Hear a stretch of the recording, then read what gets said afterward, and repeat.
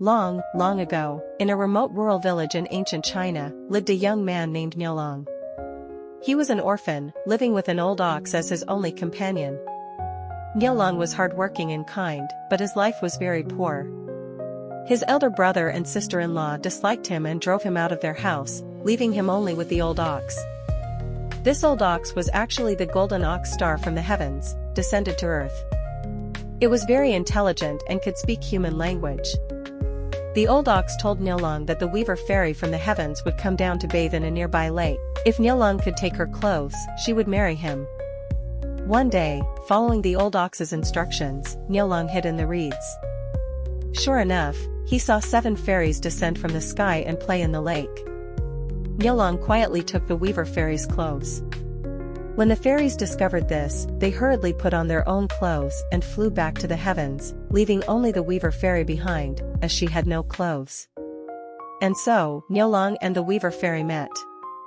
The weaver fairy was skillful, beautiful, and kind, while Niulong was hardworking and simple. They fell in love and got married. After marriage, they lived a happy life, with Niulong farming and the weaver fairy weaving, and they had 2 lovely children. However, their happy life was discovered by the Queen Mother of the West. The Queen Mother, the wife of the Jade Emperor, was furious to learn that the weaver fairy had descended to earth and married a mortal. She believed that a fairy marrying a mortal was a violation of the heavenly rules. So, she came down to earth and used her golden hairpin to create a heavenly river, the Milky Way, forcibly separating Niulong and the weaver fairy. The weaver fairy was taken back to the heavens, while Niulong was left in the mortal world, missing his wife dearly with their 2 children. Before the old ox died, it told Niulong that if he used its hide to make a cloak, he could fly to the heavens. Niulong tearfully skinned the ox, made the cloak, and carrying their 2 children, flew to the heavens to find the weaver fairy. Just as Niulong was about to catch up with the weaver fairy, the Queen Mother of the West pulled out her golden hairpin and created a heavenly river between them.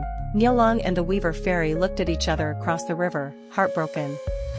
Their true love moved the magpies in the heavens, and countless magpies flew to form a magpie bridge across the heavenly river, allowing them to meet.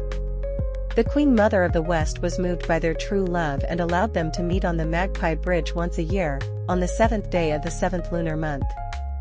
From then on, every Qixi festival, Niulong and the weaver fairy would meet on the Magpie Bridge, pouring out their hearts to each other. This story embodies people's longing and pursuit for beautiful love, and it also reminds people to cherish the ones they have.